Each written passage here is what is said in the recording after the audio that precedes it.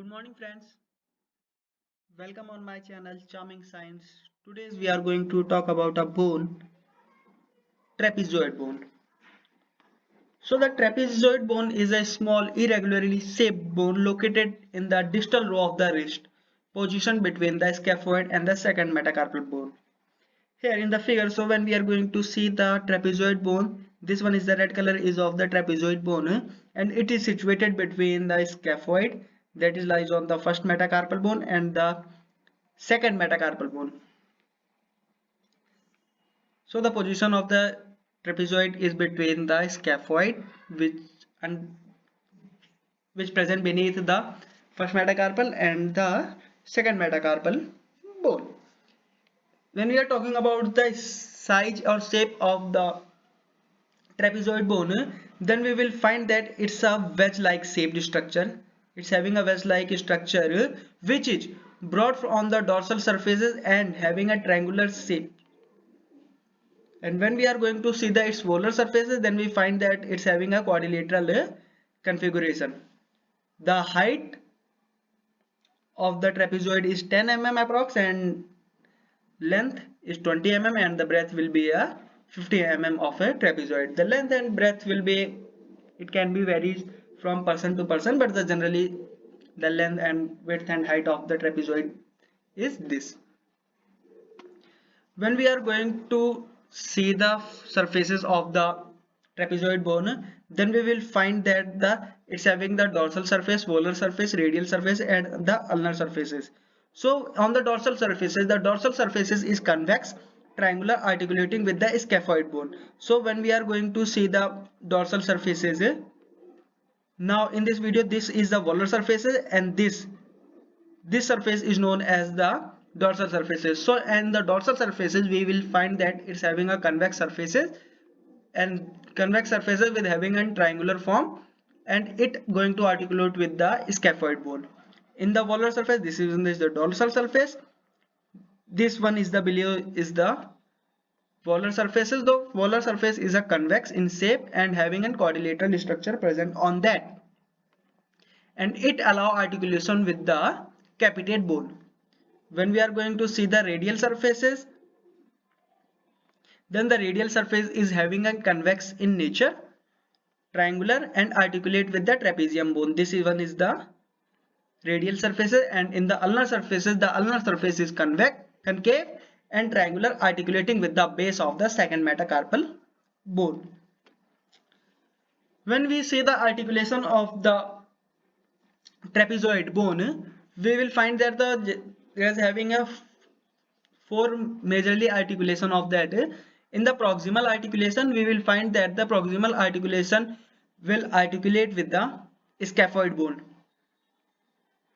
So this is, we have a two aspects. There is a superomedial aspect of a bone and the inferiomedial aspect of the bone. So when we are looking from the superomedial aspect, then we will find that the articulation for the scaphoid bone is having a concave structure which is articulate with the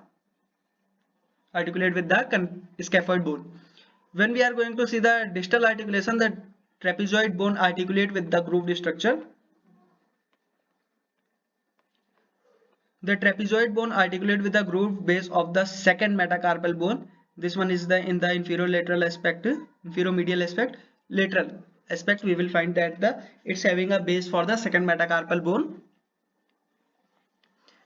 and it's having a little triangular in nature and concave at a right angle. This articulation is synovial, characterized by a fluid filled space that facilitates the smooth movement. When we are looking at the lateral articulation, then we will find that lateral part articulate with the trapezium bone, and the medial part of the trapezoid bone articulate with the capitate bone. So where we are going to clear that the proximal part is articulating with the scaphoid bone. The distal part or the distal part of the trapezoid bone is going to articulate with the second metacarpal bone. The lateral articulation or the radial articulation will articulate with the trapezium bone, and the ulnar will be articulate with the capitate bone. When we are going to differentiate between the palmar and the dorsal surfaces, then we will find that the palmar surfaces is rough than the dorsal surface, and it's having a narrower and smaller than the dorsal surfaces. They are having a two bony prominence or the bony landmark which is present on the trapezoid bone. So one of them is the tuberosity and the another one is a groove. So the trapezoid bone exhibit two significant only bone marking that serve as an attachment for muscles and ligaments. There is a one tuberosity that is a rounded elevation on the volar surfaces. It is present onto the volar surface of the trapezoid's carpal tunnel side towards the carpal tunnel sides. It provides attachment for the flexor retinaculum, a fibrous band that make the carpal tunnel, and there is having a groove, a shallow groove adjacent to the tuberosity. It serves as an attachment point for the thenar muscles. So there is having only two bony markings which is present on the trapezoid bone. That one is the tuberosity and the another one is a groove. The tuberosity provides the attachment for the flexor retinaculum, which is the part of the carpal tunnel, and the groove which allow the attachment for the muscles of thenar muscles. When we are going to talk about the ligaments, so there are the various ligaments which are present in the trapezoid bones, in which one of them is the dorsal intercarpal ligament. So when we're going to discuss the dorsal carpal ligament, the dorsal intercarpal ligament is a thick Y-shaped ligament that attaches to the dorsal aspect of the trapezoid bone and extend to the dorsal aspect of the capitate bone. It is divided into two bands, the proximal band and the distal band. The proximal band attached to the proximal margin of the trapezoid and capitate bone, while the distal band attached to the margin of the trapezoid and capitate bone. So the dorsal intercarpal ligaments is the ligament, in easy language it's a ligament which is a thick Y-shaped ligament. It's having a proximal and the distal part. They both attach the trapezoid and capitate. The proximal part of the dorsal intercarpal ligament will attach the proximal part of the trapezoid to the proximal part of the capitate, and the dorsal ligament, distal part of the dorsal intercarpal ligament will attach from the distal margin of the trapezoid to the distal margin of the capitate bone. And generally, as all ligaments provide, they also provide the stability for the wrist joint. There is having another ligament, that is the volar intercarpal ligament. So the volar intercarpal ligament is a thick broad ligament that attaches to the volar aspect. It attaches to the volar aspect, that's also attached to the trapezoid bone and extend to the volar aspect of the capitate bone. The another ligament is the dorsal radiocarpal ligament. This is the ligament providing a fan-shaped ligament that attaches to the dorsal aspect of the distal radius and extend to the dorsal aspects of the scaphoid, lunate, trichotram and trapezoid bone. So when we are going to see the ligament, we will find that this is the ligament which is providing the attachment to the scaphoid, lunate, trichotram and the trapezoid bone, and it's helped to stabilize the wrist joint. There is having a volar radiocarpal ligament. The volar radiocarpal ligament is a broad fan-shaped ligament that attaches to the volar aspect of the distal radius and extend to the volar aspect scaphoid, lunate, trichotram and the pisiform. So there is having a two ligaments, that is the dorsal radiocarpal ligament and the volar radiocarpal ligament, and they dorsal provide the attachment on the dorsal surface to the scaphoid, lunate, trichotram and the trapezoid bone. Same as the volar radiocarpal ligament is provide the attachment on the volar aspect of the hand towards the scaphoid, lunate, trichotram and the trapezoid bone.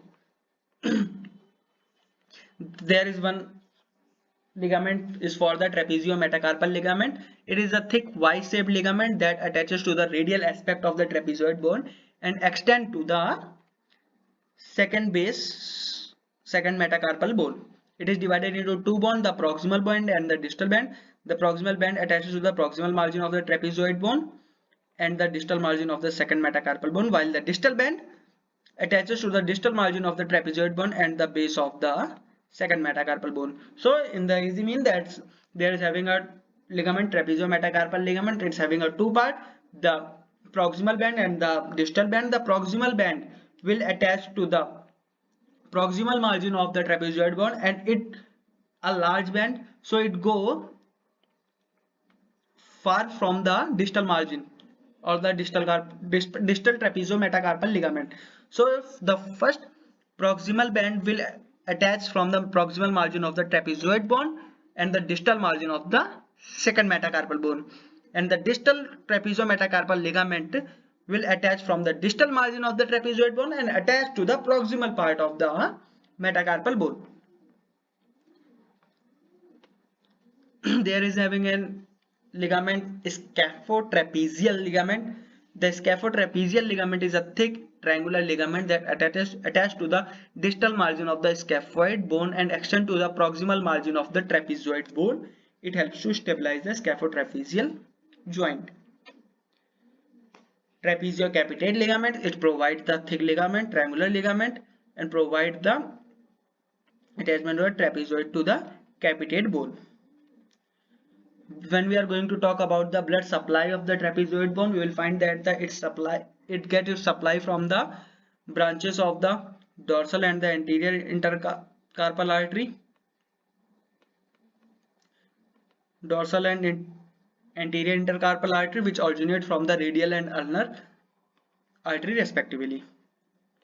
These arteries supplies the bone with oxygenated blood, crucial for its nourishment and function. The function of the trapezoid bone is the vital role in providing a intricate movement and overall stability. There is the various function, but the main are the force transmission and the stability. In the force transmission, the trapezoid bone acts as a link between the proximal and the distal rows of the wrist, facilitating the transmission of force from radius and ulna to the second metacarpal bone during hand movement. And the second stability part is the trapezoid bone along with the other carpal bone form the wrist joint articular surfaces. It contributes to the overall stability of the wrist by providing the support and preventing excessive movement, ensuring smooth and controlled movement. That's all for the significance. The clinical significance of the trapezoid bone is the fracture of the trapezoid bone are relatively uncommon, accounting for approximately 1% of all carpal bones fracture. However, they can occur due to the direct trauma or forceful trauma impact to the wrist. Fracture of the trapezoid bone can cause pain, swelling, and limited wrist movement. Treatment vertically involves immobilization of the wrist with a cast or a splint followed by physical therapy and regain range of motion strength. That's all for the trapezoid bone. I hope you like this video. Please like, subscribe and share. Thank you.